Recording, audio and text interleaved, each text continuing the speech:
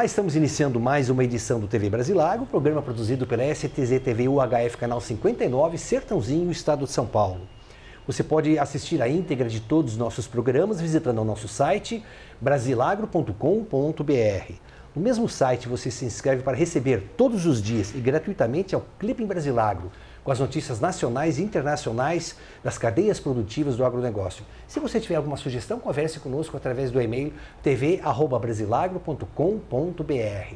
O programa de hoje nós temos a satisfação de termos de volta Joaquim Augusto de Azevedo Souza, presidente do Sindicato Rural de Ribeirão Preto e também da Associação Rural de Ribeirão Preto. Presidente, muito obrigado por poder nos atender. Praticamente na véspera da sua posse, há mais um mandato à frente do Sindicato Rural. Perfeito, Ronaldo. Quem agradece a oportunidade sou eu. Eu quero dizer a você que para mim sempre é um motivo de alegria e uma honra falar no seu programa. E realmente amanhã nós estaremos mais uma vez tomando posse em mais um mandato à frente do Sindicato Rural de Ribeirão Preto. Para mim é um orgulho e honra. Entidade que eu presido desde 1985. E antes disso já fui diretor também aqui do Sindicato Rural e fomos eleito em chapa única, por unanimidade, e estou realmente muito feliz em continuar aqui na nossa entidade de representação classista de Ribeirão Preto e região. A economia nacional está passando por turbulências muito sérias. Pela primeira vez na história brasileira, nós temos aí duas crises que se somam, uma crise política e uma crise econômica. Qual é o papel do líder do agronegócio nesse momento dessa crise? Bom, eu queria dizer a você que nós estamos realmente muito apreensivos. Nós estamos aqui, eu acredito que na boca do vulcão. Porque o setor sucroalcooleiro que prepondera na agropecuária de Ribeirão Preto está passando por uma crise sem precedentes já há algum tempo, justamente por falta de uma política pública que atendesse às suas reais necessidades. Eu não quero voltar a citar, mas você sabe, e o seu público também, das usinas que já fecharam, das dificuldades que estão tendo todos os produtores de cana-de-açúcar, né? A falta de preço, as atitudes governamentais sempre prejudiciais ao serviço. E o que a gente não entende, Ronaldo, é que o setor sucroenergético, especialmente aqui de São Paulo, é uma fonte inesgotável de riquezas, de tributos e geradora de empregos. O setor emprega mais de 1 milhão de pessoas diretamente e está sendo tratado dessa forma. Então, a nossa posição é de apreensão diante de um quadro maior, né, de crise. É claro que a crise do setor sucroenergético, perto da crise nacional, é uma gota d'água. Isso você não tem a dúvida, porque o que a gente sente realmente é falta de governo, meu Deus do céu. O Brasil está faltando governo, está faltando administração. Está faltando gente patriótica, interessada no país, interessada na economia, na questão social. Então, o Brasil ainda hoje foi, como é que se diz, rebaixado numa dessas empresas de rating. Exatamente, quer dizer, isso dói na gente. O Brasil é um país maravilhoso, de uma potencialidade extraordinária, dimensões continentais, clima absolutamente favorável. É um país que tem recebido os maiores investimentos através dos tempos de europeus, de norte-americanos, e agora está aí a míngua. Por quê? O noticiário não é outro senão de corrupção, meu Deus do céu. Onde é que nós vamos parar? Todos os dias a gente só ouve falar em corrupção, em atitudes policiais, em mais políticos envolvidos aqui e ali. Basta. A agricultura, Ronaldo, tem dado a sua resposta, é inegável. Ainda esse ano, para nossa surpresa, inclusive, nós vamos ter mais um recorde de safra de grãos. Talvez nós ultrapassemos as 200 milhões de toneladas. Isso é uma satisfação, é um orgulho para o produtor rural. Mas nós sabemos das penúrias pelas quais ele passa. Se você for nos grandes centros produtores de soja, por exemplo, você não encontra estradas adequadas para o bom equacionamento da safra. Existe uma perda de produto no transporte por falta de estrada, de logística, entende? Uma coisa impressionante. O último número que eu tinha era que no pós-colheita o produtor perde em grãos 17% do colhido. Não sei se esse dado, eu vou confessar a você, se ele ainda prevalece, se aumentou ou se diminuiu. O fato é que o governo não cumpre a parte que lhe cabe. O agricultor está aí, respondendo com safras cada vez maiores. Mesmo com o horizonte de baixa de preços das commodities internacionais, nós estamos chegando a 208 milhões de toneladas. Ultrapassando as 200 milhões de toneladas. É a resposta do produtor rural. Perfeito. Quer dizer, o produtor está cumprindo a sua parte. E, não obstante, tem sido alvo dos descuidos governamentais. Você veja as inúmeras obrigações que foram impostas aos produtores, quer no campo ambiental, no campo do crédito, enfim, no campo político. O agricultor hoje, ele tem que prestar contas até do galinheiro que ele mantém na fazenda. Isso é inconcebível. Nós precisamos receber um tratamento condizente com a nossa importância de produção. A agropecuária hoje, ao lado do agronegócio, é o esteio da economia nacional. É o que tem garantido a balança de pagamentos do país, a balança comercial, melhor dizendo. Como é que pode ser tratada dessa forma? Presidente, deixa eu lhe instigar um pouco, deixa eu lhe provocar um pouco. Dado até a maneira carinhosa como você sempre tem nos recebido aqui. E merecida. Obrigado. No começo da semana passada, foi realizado o 14º Congresso da Associação Brasileira de Agribusiness, a DABAG, presidida aí por um grande brasileiro, um grande defensor do agronegócio, que é o Luiz Carlos Corrêa Carvalho Caio. Na cerimônia de abertura, o ministro da Ciência e Tecnologia, que foi o relator do Código Florestal, ele fez um depoimento que nós consideramos histórico. Porque ele deixou muito claro que nós vamos ter agora no final do ano, em Paris, a COP 21, ou seja, o Congresso Internacional do Meio Ambiente. E ele falou de uma maneira assim muito própria, dizendo o seguinte: o Código Florestal, que foi tão contestado por algumas minorias, muitas delas patrocinadas por grupos e ONGs estrangeiros, vai servir de grande cartão de apresentação do Brasil, de um Brasil novo. Aldo Rebelo. Hoje ministro da Ciência e Tecnologia, foi deputado federal, várias vezes esteve aqui em Ribeirão Preto, você mesmo recebeu várias vezes também. E foi engraçado porque ele era representante do Partido Comunista do Brasil. Exatamente. É uma contradição, quer dizer, não foi um ruralista que defendeu isso. Eu queria que você fizesse, porque você esteve empenhado no Código Florestal, você teve embates duríssimos também com essas ONGs, esses grupos patrocinados por grupos estrangeiros. Como é que você vê essa afirmação hoje de um ministro de Estado? Positiva. Eu acho que o Código Florestal, ele veio em favor das relações da agropecuária e meio ambiente. Eu acho que ele veio normatizar muitas dúvidas, muitas dificuldades.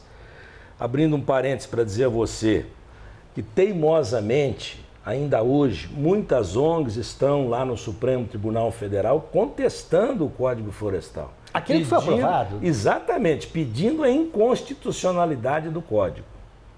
E ele tem sido de grande valia para o país, inclusive no âmbito internacional, no cenário internacional. E o produtor rural... Desculpa, ajudando inclusive a abrir novos mercados para exportação de carnes e de grãos. Sem dúvida, pois é aí que eu estou querendo chegar. E além disso, o produtor rural está tentando, na medida do possível, cumprir tudo o que o Código determina. Então, nós estamos tentando caminhar para um denominador comum. Existem, Ronaldo, sem dúvida nenhuma, capítulos do Código que não atendem às reais necessidades ou interesses dos produtores. Mas, ainda assim, nós estamos tentando cumpri-lo, porque achamos que foi, no momento, o melhor que se podia fazer para o país e para o meio ambiente nacional. Eu gostaria de adiantar, inclusive, que a gente jamais estivemos de acordo com a depredação, com o desmatamento na Amazônia. Jamais concordamos com isso. Achamos que o governo brasileiro deveria cuidar mais da Amazônia, especialmente de madeireiros ilegais, das terras indígenas, onde existem roubos diários de madeira de lei, exportando essa madeira de lei via fluvial, de forma ilegal, indo embora do país. Quer dizer, são riquezas nacionais que o governo devia tomar um pouco mais de providências. Nós não estamos de acordo com isso absolutamente. Defendemos sim a produção rural, evidentemente que ecologicamente equilibrada, né? Não concordamos, e eu gostaria de frisar isso, embora estejamos acatando, nós não concordamos com reservas legais em propriedades particulares. Nós não concordamos em que terras em franco desenvolvimento produtivo sejam abandonadas aqui no Sudeste em 20% para deixar o mato crescer. Não é isso que o Brasil precisa. Nós entendemos assim. E digo mais a você, existem trabalhos da FAO que daqui 15, 20 anos, o número de faméricos hoje em 18 milhões chegará a um número exorbitante. E se não houver uma produção mundial 70% maior do que se produz hoje, seria o caos alimentar. E se nós olharmos o cenário internacional, nós, resumidamente, vamos encontrar o Brasil como celeiro do mundo. Porque a Europa só falta plantar sob as águas. Os Estados Unidos já exploram o que podia explorar. Tem muitos e inúmeros países, a Rússia, por exemplo, de dimensões maiores que o Brasil, não pode plantar porque tem gelo demais. Sibéria, etc. e tal, embora lá tenha muitas florestas, mas tem muito gelo também. Então, nós vamos chegar ao país, ao Brasil, como grande celeiro. E se a gente começar a tirar terra produtiva para deixar mato, enquanto o governo não zela da Amazônia, nós amanhã vamos chegar numa encruzilhada. O Brasil precisa da produção rural tanto quanto precisa da preservação do seu meio ambiente. Aliás, o melhor preservador do meio ambiente é o agricultor. Sempre foi. Porque historicamente, ele sabe que ele não vai conseguir produzir, não vai ter condições de produtividade, nem vai conseguir atingir aquilo que ele precisa se ele agir contra o meio ambiente. Se abandonar, inclusive, o solo. Exato. Se você veja, eu para não falar de outras regiões que eu conheço, Mato Grosso, Goiás, grandes centros produtores de soja, para falar de Ribeirão Preto, eu convido os seus ouvintes a comparecerem aqui na região, a visitarem usinas e fazendas e vão verificar como é que se planta, como é que se trata o solo. Aqui. São todas plantas feitas em curvamento de nível, as terras são devidamente corrigidas em seu pH. Então, é usada aqui, para resumir, a melhor técnica agronômica para se plantar. Daí nós temos os melhores índices de produtividade aqui na região. E acredito, e posso lhe afirmar, embora não tenha eu nenhuma jurisdição, né, em outros rincões, mas eu digo a você que hoje o Mato Grosso, o maior produtor de soja do Brasil, usa também técnicas excepcionais para a produção de soja, como Goiás também usa. Sem dúvida. Presidente, essa semana foi marcada por uma matéria do jornal Estado de São Paulo, denunciando que o MST, que é formado, que é aquele exército de apoio ao Lula, e o MST já houve até uma equipe do Canal Rural que conseguiu filmar eu vou dizer o termo correto, é um assalto, mas não é furto, é assalto. Assalto a uma dessas 83 usinas que foram desativadas nos últimos anos aqui no Centro-Sul, e os manifestantes entrando, arrancando equipamentos dessa usina e levando isso para vender como ferro velho. Isso é insegurança jurídica, isso é instabilidade jurídica, isso é omissão da autoridade policial, da autoridade jurídica também. Como é que você vê esse fato, que é um fato que foi constatado, foi documentado pelo Canal Rural? Eu digo a você que essa não foi a primeira e não será a última vez dessas ações desse grupo. É que antes invadiam propriedades. Propriedades, você se lembra do laboratório lá no Rio Grande do Sul? Sim. Depredado? Sim. Com prejuízo enorme para a empresa de lá? Sim. Você lembra disso? Paraná, a mesma coisa. Pedágios. Isso. Você se lembra disso? Sim, Paraná. A fazenda do presidente, o ex-presidente da República. Fernando Henrique Cardoso. Então, não foi essa a primeira vez, Ronaldo, e não vai ser a última. Se não houver um basta. Quem financia esse grupo, se não o próprio governo? Você sabia que esse grupo foi indicado pelo governo para fazer parte lá em Montreal, no Canadá, de um museu, não sei o quê? Você sabia disso? Sabia, sim. E tem cabimento, tem propósito? Tá lá como indicação do governo brasileiro representante da agricultura familiar, não sei o quê. Escuta, vamos colocar os pontos nos is, vamos colocar as coisas nos devidos lugares. Produtor é produtor, bandido é bandido, invasor de terra é invasor de terra, meu Deus do céu. Então é preciso que cada um receba de acordo com as suas ações. Não é possível misturar representante da agricultura brasileira com invasor de terra. E daí esse resultado. Quer dizer, então o sujeito assalta, rouba, e qual é a penalidade? O que é que tem acontecido? É um movimento sem inscrição jurídica, sem CNPJ. Propositadamente. Propositadamente. Que não pode ser alcançado com processo judicial. Exatamente. E aí, então, a coisa vai debandando. Embora nós tenhamos aqui uma notícia de que um dos líderes desse movimento foi condenado a mais de 30 anos de cadeia por assassinato, o José Rainha Júnior, né? Não é isso? Mas e o restante? Por exemplo, esse insuflador de invasões, etc., esse Stedley, está onde? Continua insuflando. E quem é o responsável por esses assaltos, por esses roubos, conforme você está dizendo? É uma turba de gente e não tem responsabilidade nenhuma? E o Brasil vai continuar convivendo com essa situação até quando?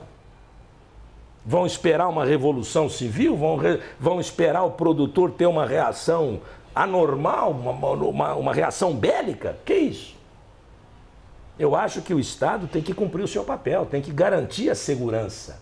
Nós não podemos continuar vivendo, Ronaldo, num clima de insegurança jurídica. Não podemos. Hoje, aqui na nossa região, está muito difícil, por exemplo, o fazendeiro querer ir dormir na fazenda. Você sabia disso? Não sabia. Pois é, porque além da questão do MST, da invasão, não sei o quê, aqui e acolá, nós temos um surto de furtos e roubos em fazenda, de tratores, de máquinas, armados. Bandidos chegam na fazenda à noite, meia dúzia, 10, 12 homens, tudo armado, e assalta, e rouba, e maltrata os que estão lá, e não acontece nada. E isso tem também sido uma constante, não só aqui na região de Ribeirão, como em todo o estado de São Paulo. E cadê o Estado? Presidente, há umas 2, 3 semanas atrás nós tivemos aí uma entrevista com o Manuel Hortolã, presidente da Canoeste, diretor da Copercana, da Cocred, presidente também da Orplana, a Organização dos Plantadores de Cana da região Centro-Sul, e seu vice-presidente. Vice-presidente aqui, um dos vice-presidentes para nossa satisfação. O Manuel é um amigo nosso. E o Manuel Hortolã, ele revelou, nos trouxe uma notícia bastante preocupante, que com certeza vai fazer com que a preocupação aumente ainda mais no setor sucroenergético. Ele disse o seguinte: além de produtores de cana estarem deixando a atividade, e aí nós temos um outro aspecto, que na região de Piracicaba nós já temos aí um avanço brutal de empresas de reflorestamento sobre regiões canavieiras, sobre propriedades que até então produziam cana-de-açúcar, não é região montanhosa, não é região, é terras planas. Poxa. Isso em Piracicaba está acontecendo. Aqui o doutor Manuel Hortolã colocou o seguinte: há um grande número de produtores deixando a atividade e, pior, os que estão na atividade estão deixando de contratar mão de obra porque existe um artifício jurídico trabalhista que faz com que qualquer trabalhador E ele contou um caso dele, ele pessoalmente. Ele tinha um trabalhador que fez um trabalho para ele pagou rigorosamente todos os encargos trabalhistas, pagou R$5.000. E o sujeito entrou com uma ação trabalhista no valor de R$50.000.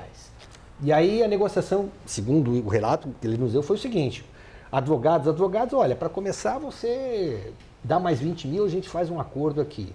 Ele não revelou quanto é que foi que ele pagou mais, além dos 5 mil, mas foi alguma coisa bastante superior a isso. E aí eu lhe pergunto, isso não traz insegurança jurídica, isso não cria um constrangimento para o produtor, isso não diminui a produção também agrícola? Ronaldo, eu citei no início da entrevista de que nós atravessamos, o setor sucroenergético atravessa uma crise sem precedentes. Eu podia quase que afirmar a você que o fornecedor de cana hoje, principalmente o pequeno, médio, está pagando para produzir. Por isso, esse quadro de abandono, esse quadro do jeito querer trocar Sim. a atividade. Quer dizer, ela não está tendo a rentabilidade condizente com a responsabilidade, com a produção do fornecedor de cana. Então, essa é uma realidade. É preciso, toda atividade, eu diria, além das do campo rural, merecem lucro. Você trabalha objetivando lucro. O produtor rural planta objetivando lucro, sem o que ele não prospera, não consegue reinvestir. Não consegue reinvestir, não consegue fazer a roda rodar. Então, existe esse fenômeno, né, que nós temos acompanhado. Muitos pequenos produtores têm, ou médios até, e para não dizer alguns grandes, que já abandonaram o setor da cana. E essa tem sido uma tônica. Agora, por outro lado, se nós formos nos referir à questão trabalhista, nós vamos ver, Ronaldo, que primeiro, a justiça trabalhista é extremamente paternalista. Isso fruto de uma legislação retrógrada, ultrapassada, que data de 1940, que não acompanhou a evolução tecnológica e que hoje me parece que os defensores dessa pseudo-justiça acham que o trabalhador deve só ter direitos, em detrimento de suas obrigações. Quando, eu imagino, que sim, eles devem realmente, o trabalhador, todo trabalhador tem que ter o seu direito preservado, desde que cumpra realmente a sua obrigação trabalhista. E a legislação, ela torce muito esses fatos. Então, quando você recebe uma reclamação trabalhista, você tem uma tendência sempre a liquidá-la logo na primeira ou segunda audiência, em termos de acordos, porque dificilmente você consegue algum êxito nessa justiça. Mesmo estando coberto de razão. Mesmo coberto com todas as razões. Porque hoje, além da questão de pagamentos das verbas rescisórias, de horas extras, aquilo tudo que o produtor, o empregador sabe e paga religiosamente, pelo menos aqui na nossa região, e tem os competentes recibos, existem diversos subterfúgios usados aí nessa justiça trabalhista, como periculosidade, insalubridade e uma série de outras, como é que se diz, o moral, assédio moral? Assédio moral. Assédio moral. Uma série de coisas que no final você paga alguma coisa. E dificilmente você consegue provar em contrário, entendeu? Então eu acho que o Manuel tem toda a razão em querer, como nós queremos, uma mudança, mas uma mudança muito forte na legislação trabalhista. E especialmente uma mudança de entendimento. Eu acho que todo trabalhador merece todo o respeito e tem que ter os seus direitos preservados, sim. Mas tem que haver sempre a contrapartida, que é para haver essa relação capital e trabalho sempre no rumo certo. Presidente, depois que o nosso conterrâneo de Ribeirão Preto, Wagner Rossi, deixou o Ministério da Agricultura, Mais do que nunca, o Ministério da Agricultura virou uma moeda de troca entre PT e PMDB. E nós tivemos aí uma sucessão de ministros da Agricultura que não tinham a menor condição, nem política, nem técnica, eu diria até, comentário meu, nem moral de assumir o Ministério do porte, da envergadura e da importância do Ministério da Agricultura. Quer dizer, se nós imaginarmos que 50% das exportações brasileiras até agora, no primeiro semestre, foram do agronegócio, e que o agronegócio, a balança é muito mais superavitária do que deficitária, porque pouco se importa, a não ser alguns insumos agrícolas aí que não são produzidos ainda no Brasil. Nós tivemos aí ministros que, no caso específico da cana-de-açúcar, nós fomos a Brasília e temos entrevistado todos eles, já desde a época do Pratini de Moraes, todos os ministros da Agricultura têm sido entrevistados pelo Brasilágro.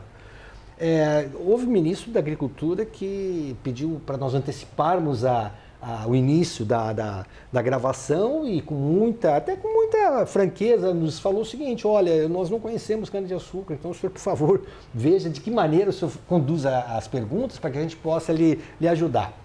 E eu não tenho vergonha de falar, porque eu acho a franqueza até serve para mostrar o quanto está certo esse argumento que nós estamos usando.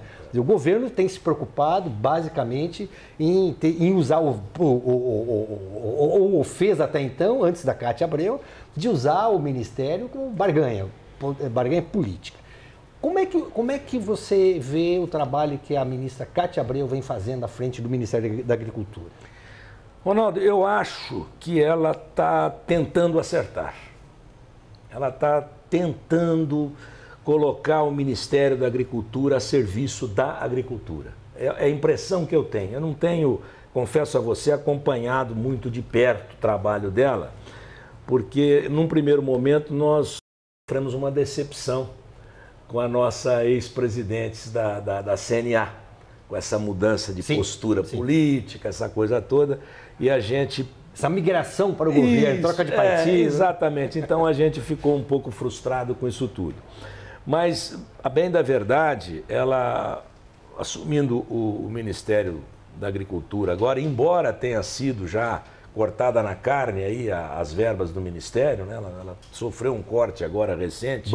Brutal, que não deveria, porque o Ministério realmente precisa ser mais dinâmico nas suas ações. E muitas empresas na área, por exemplo, dos vermífugos, dos remédios, enfim, muitas empresas da área das sementes precisam do Ministério. E existem empresas esperando soluções há anos, entende? E isso atravanca muito o progresso do país, a indústria, não só a agricultura, mas a indústria também. E a notícia que a gente tem é que a nossa ministra Cátia Abreu tem procurado alavancar essa situação, tem procurado dinamizar esse ministério, etc. Até porque a gente tem que ouvir uma coisa, ela conhece o setor agrícola, né? Muito, nós não podemos falar exatamente. Diferente. Então, eu tenho muita esperança que o Ministério volte a funcionar. Eu tenho essa esperança. Eu acho que realmente ela está tentando colocar, como eu disse, o Ministério a favor da agricultura brasileira. Deixa eu lhe fazer uma pergunta importante.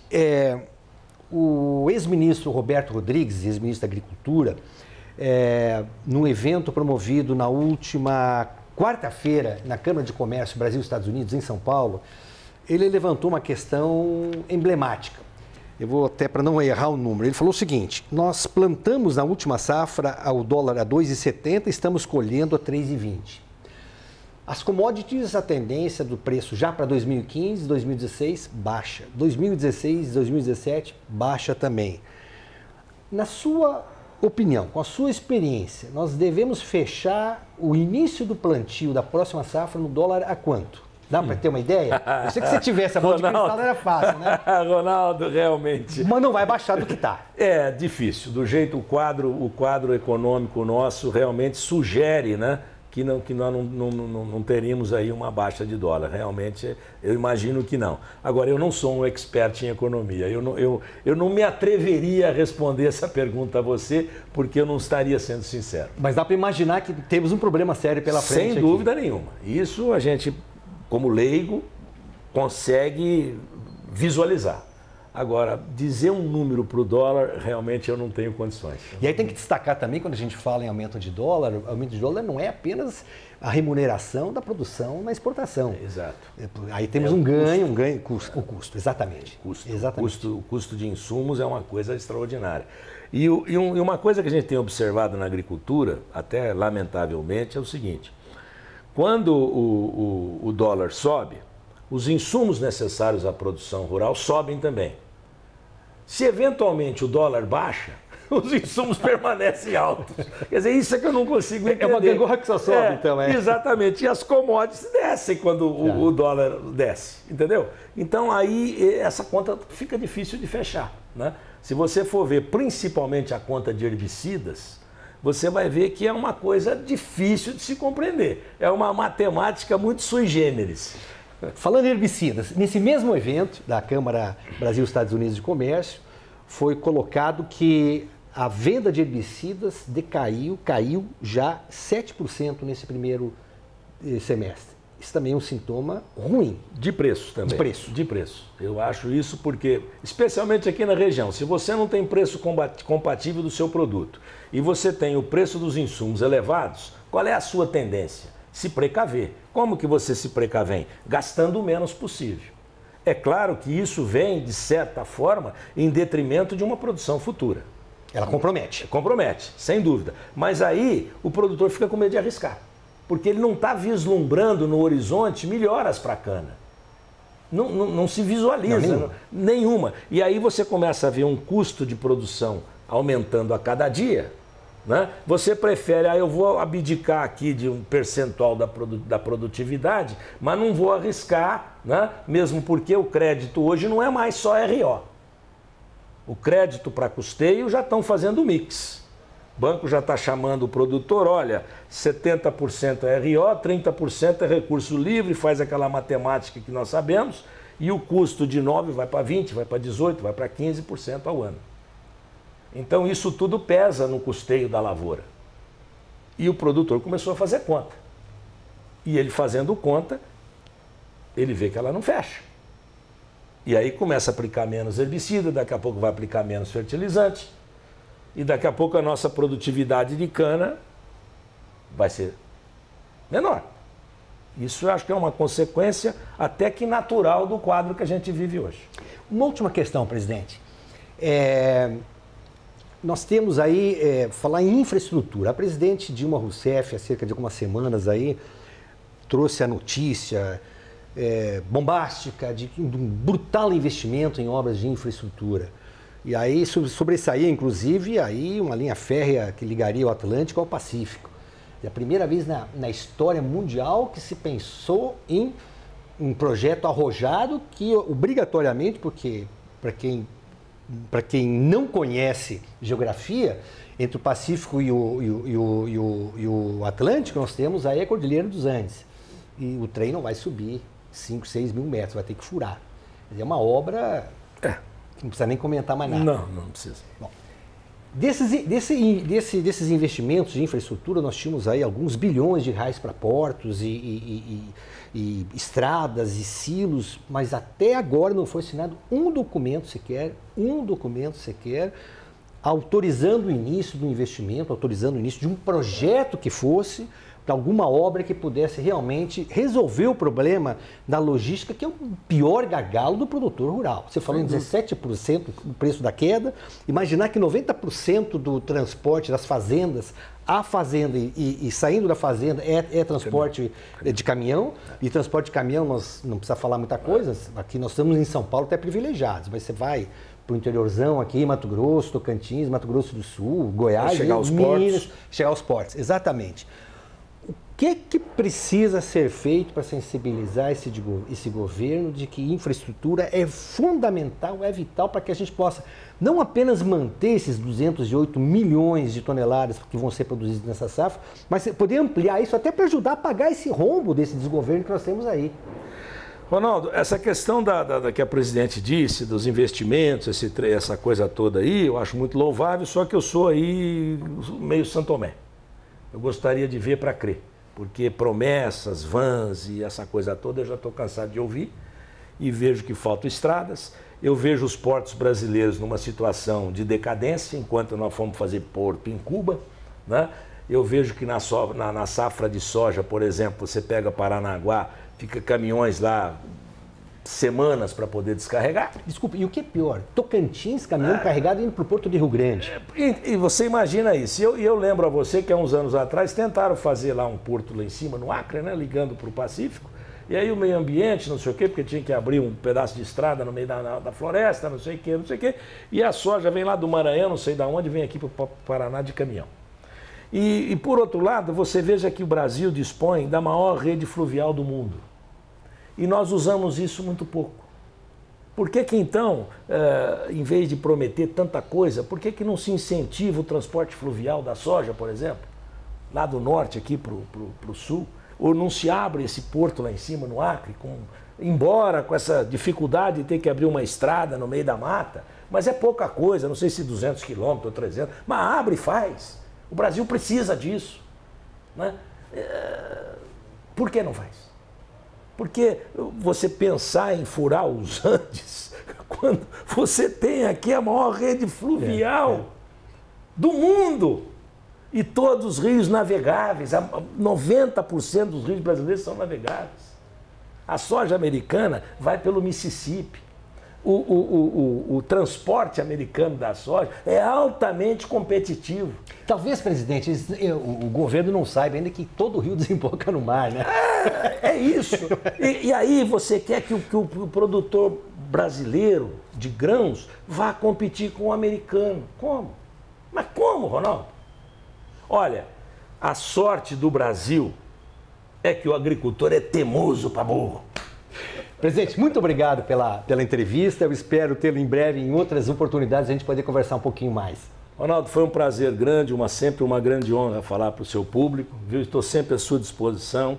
Você desculpe alguma falha eventual. Imagina. Viu? Mas falei com o coração. E sucesso nesse novo mandato. Muito obrigado, Ronaldo. Um abraço a você. A você, telespectador amigo, muito obrigado. Nós voltamos na próxima semana com novos entrevistados. Até lá, mais uma vez, muito obrigado.